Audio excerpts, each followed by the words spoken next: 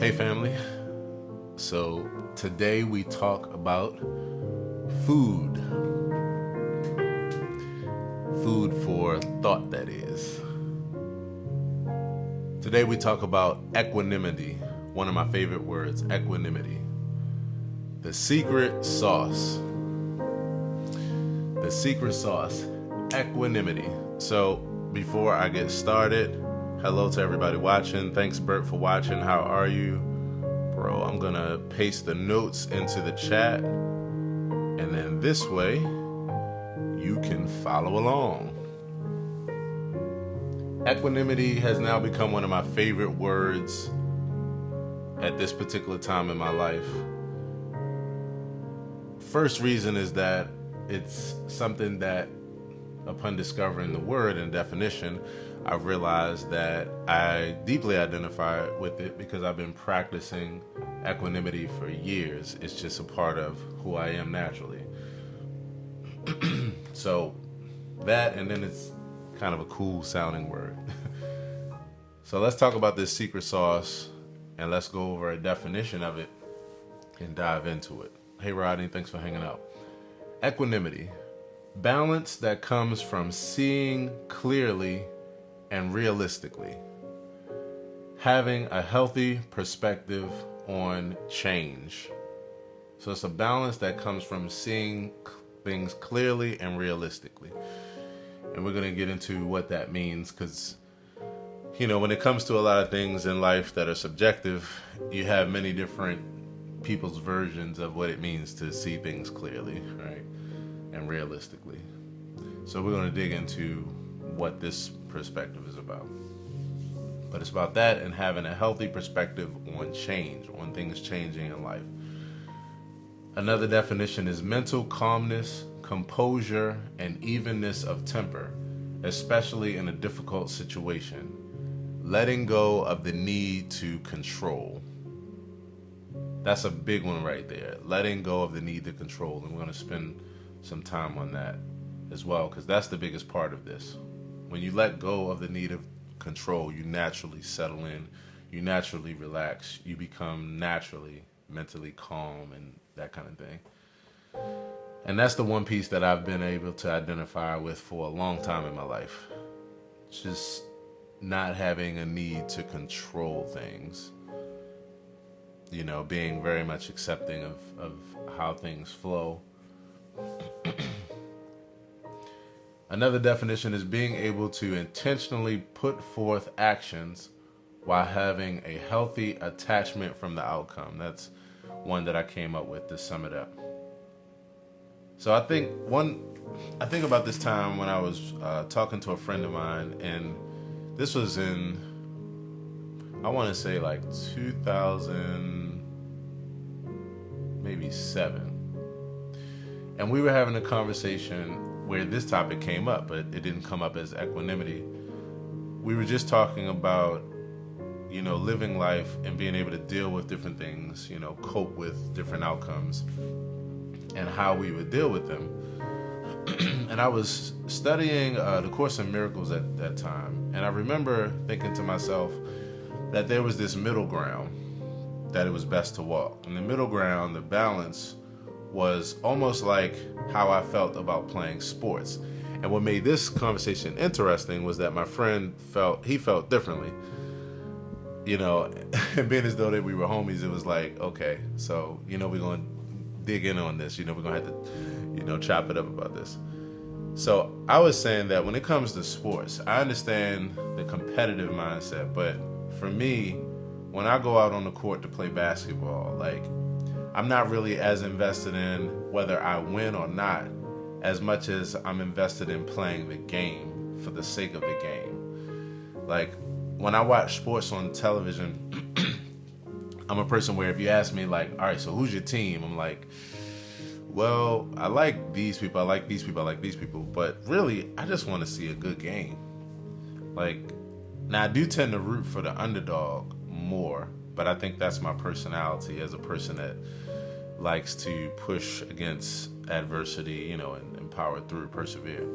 So I do tend to root for the underdog. But besides that, I just want to see a good game. The sport for me is the destination, just playing the sport. And I realized that if you took that approach to life, then it would allow you to deal with losing much better. Because that's what we all worry about, We know what the outcome is of winning and how it makes us feel. But the losing part, the dealing with the inevitables, the inevitable losses. And I was just like, if I'm out there for the sake of the game and I just enjoy playing, then in the end, I might say, damn, I wish that I won, or I wish that we won. But at the same time, though, I got my fulfillment out of the fact of just playing the game, so I can celebrate the opponent. I can celebrate the loss. I can deal with it because I don't have to control the outcome. So that was one of the first places where I really, thought about this and how it applied to my personality. Hey, Annette, thanks for hanging out. Hope you're well. Happy Tuesday, everybody. So being able to intentionally put forth actions, while having a healthy detachment from the outcome. So what do you all think about that? And then here are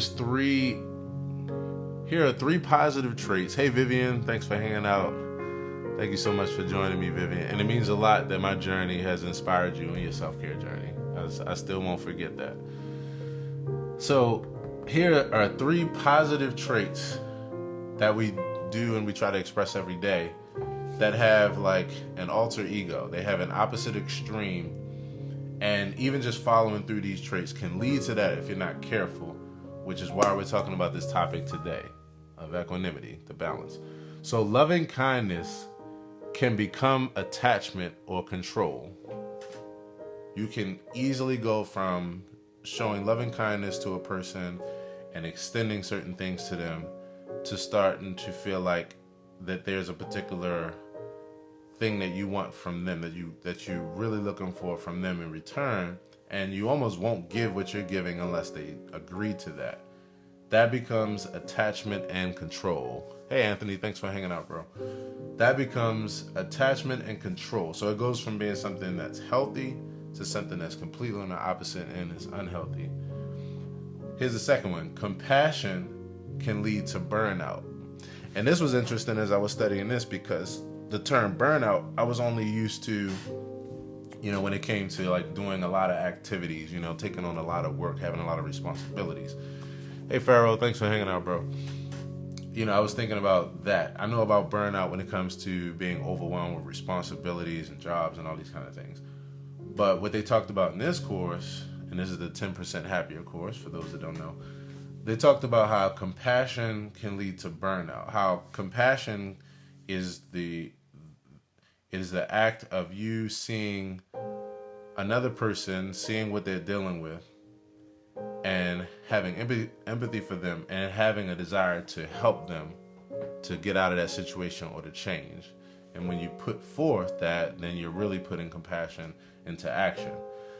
That can lead to burnout. And what they explain by burnout, if you don't watch it, is that you can become overwhelmed by the amount of stuff that a person has on them. Like just the thought of what they have on them and how much that affects you because you care about them can bring you down and lead to burnout. It can make you feel exhausted, depleted, taxed to the max, just from thinking about what they're dealing with, especially if it's someone like your father or your mother or a close loved one where you really want things to be different for them. The second place where it can lead to burnout too, and to me this is more of the physical burnout, is when you put forth actions to help them and you're doing a lot that winds up being taxing on you just as far as your level of commitment. You really can't commit to that level, but your heart goes out to them so much that you're just, overdoing it for yourself. So compassion can lead to burnout. Loving kindness can lead to attachment and control.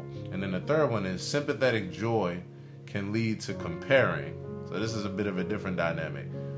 When you see someone else that's positive, something that's positive, and you have happiness for them about their happiness, that can lead you to then comparing yourself to them and looking down on yourself, maybe because you go from having from celebrating them to being envious or jealous of where they are, or just feeling sad that you're not in that place. That can lead to comparing. So these are things that are positive things that can lead to negative things if equanimity is not involved, which is that balance. Equanimity allows us to build the skill of balancing through wisdom and understanding about what we can and can't change. We realize and accept the fact that we can at times influence change through intention, and that ultimately we aren't in control of outcomes and are subject to the inevitables of life. Excuse me. It's that yin and yang. Excuse me. It's really that balance of yin and yang. Putting forth the actions, going out there, and if I keep using that sports analogy, like you're in the weight room, you're banging out the reps, you're on the court, you're shooting 1,000 free throws, you're running up the hill with the vehicle attached to your back to strengthen your legs, like you're preparing, you're sleeping right, you're eating right, you're doing all those things. You get on the court, you're going at it, sweating, like you're putting in all of that work, right? So you're definitely you're being proactive. So you realize there are times you can influence the outcome, but at the same time, on the flip side, after putting in all that work, have a completely realistic and healthy mind of knowing that ultimately you aren't in control of the outcome, so there's no need to be attached to it, and that's not an easy thing for many of us to do, and many times because we become attached to the outcome because a lot of times we have certain desires that we put our happiness and our validation in. So we aren't happy unless things go that way. But it hurts us in the end because you cannot control the way that things ultimately go in life, no matter what you do at times. This is why, we'll get to, in a few seconds, I got a couple more points to make, and then we'll get to one of my quotes that I feel like really sums this up, especially in lieu of our current religious and spiritual paths and philosophies that I've studied deeply, and like all the major ones, and I felt like that there are these very much deeply positive principles, but there's these places where in our desire to be positive and optimistic, we actually are duping ourselves and deluding ourselves, or putting ourselves into an unhealthy relationship with life and an unrealistic relationship, where then when life really hits us and we have to face and accept, we haven't actually been prepared for it by our philosophies. A lot of times our philosophies many times only prepare us for the next success, for the outcome that can be controlled, and when things go the way that we desire them to go, but they don't prepare us for the opposite. So anywho, the last statement that I make here will sum that up. But getting back to the flow of things, the next thing we want to do is, here's the piece that sums that up. This balance allows us to be optimistic, proactive, and hopeful without simultaneously being naive, attached, overly invested, and unrealistic.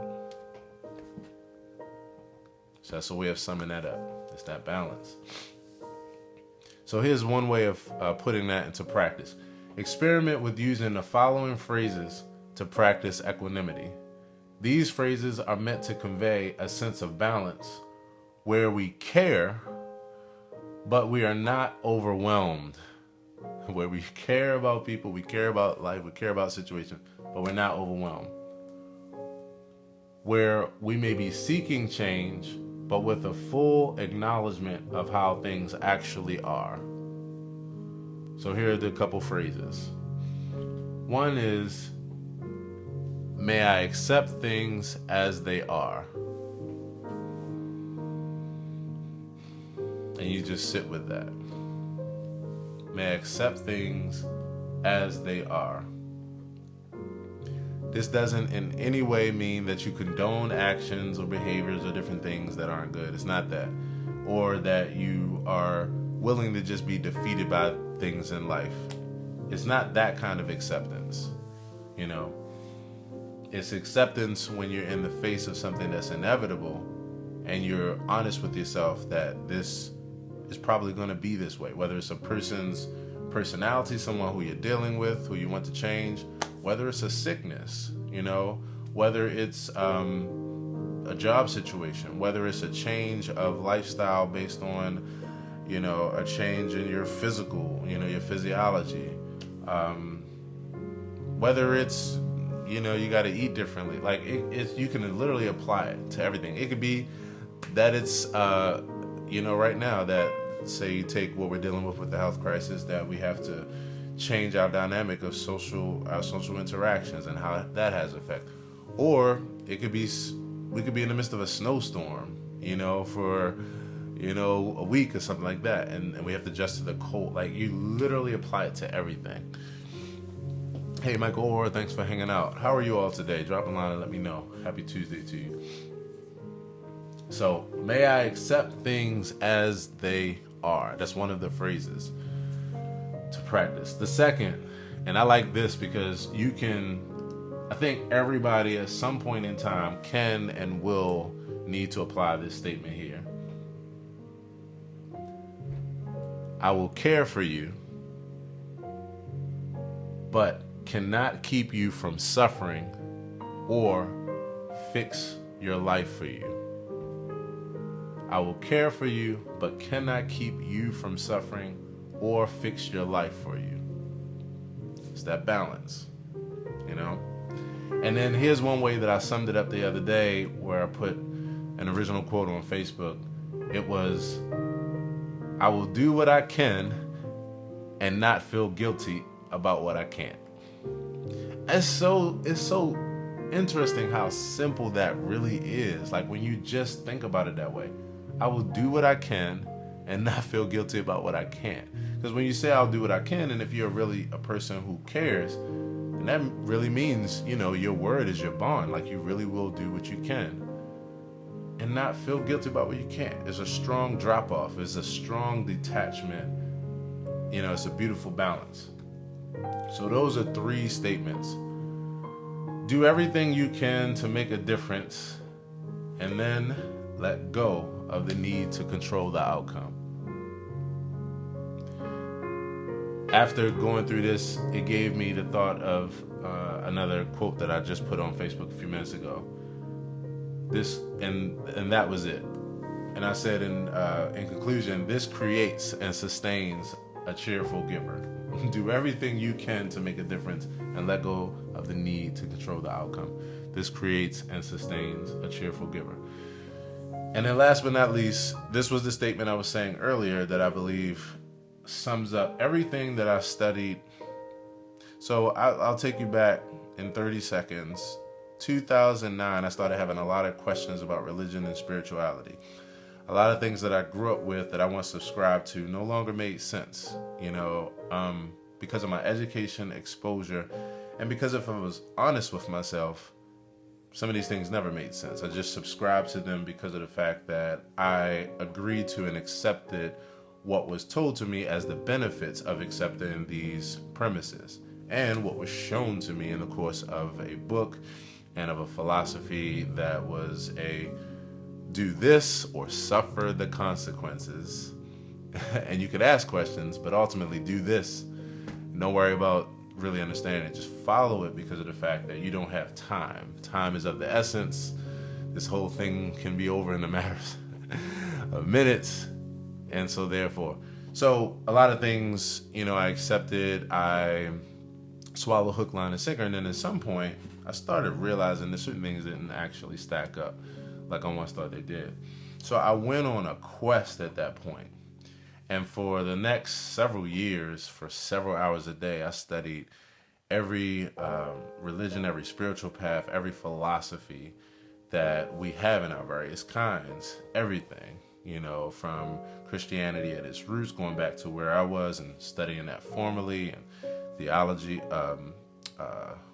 theological school, as well as religious studies with Yale University, Islam and the Quran. I read the Bhagavad Gita, studied Lao Tzu, Hinduism to its core, Buddhism, New Thought, the whole nine. And so with this, I learned so much. If you want to hear that whole story too, go to my YouTube channel and look for, I have a playlist that's called Religion, Spirituality, and Philosophy. And I have like a 2-part series that's called From Christianity to Secular Humanists and Atheists. And you can hear the whole story and it gives you all the context. But one of the biggest things that I learned from that journey, and I know I said 30 seconds, but I guess I'm at 60 now, was that there was one thing I realized that was a consistent through all the paths, every path, from the most fundamental to the most mystic. And with the exception of a few that to me was like all the way on the brink, which is why I come to secular humanism, it was that the paths were based on expectation over acceptance. Ultimately, based on expectation over acceptance.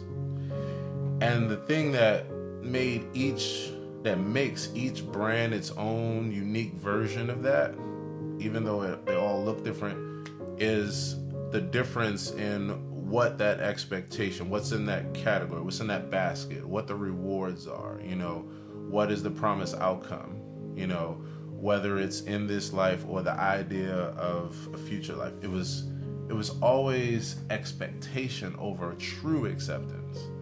And what I started to realize was, wait a minute, while in some ways, temporarily, this does really help you, because there are times when the way that life works out, you have good reason to expect certain things, and they happen, and they happen for various reasons that we even put forth as far as our intentions. But I started looking at the other side of the coin, of the things we couldn't control, or when things didn't go that way, and I realized that none of our paths were actually preparing us for true acceptance. It was just different forms of expectation and the brands of that, whether it was a heaven, whether it was a hell, whether it was, manifestation, metaphysically, and these kind of things. They all had their place where it would help people, but then when we get to a certain point where there is no reasonable and logical reason to actually expect something different, then we don't know what to do, because there's always been a belief that was in that place that said, don't accept this, put your hope, put your faith here, expect this. Now, where you really get to the brinks of what I would say is more realistic is when you get to the point of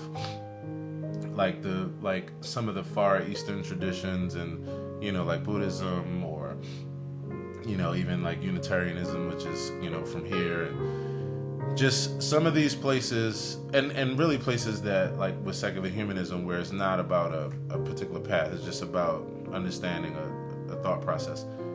The most realistic is when you get to the point of saying, okay, what you can expect, if anything, is to just accept, to accept at a more deeper level. That's what you can expect, to just gain acceptance at a deeper level of life. Because true peace comes from not considering grand rewards and these kind of things. True peace, or avoiding grand punishments or any kind of thing. True peace comes from accepting what is in life. So that's what this is all about. So my statement in conclusion was and is, my religion is acceptance over expectation. And that's it for the day. Short story long, as I like to put it. So thank you all for joining me for Equanimity, the secret sauce. And The music that I'm playing in the background is Yellows of Spring. Is my original song, available on the Key Reflections Volume 1 project. You can look that up on all streaming and downloading platforms. Just look up Aaron Hill, Key Reflections Volume 1. It's a full piano meditation album that I think you really enjoy. So check that out. And then last but not least, if you'd like to help me make this kind of content as well as the other content that you see me do, look out for that info in the comments and description. And drop me a line and let me know if any of this was helpful, challenging, or what. Be well. I'll talk to you soon. Peace.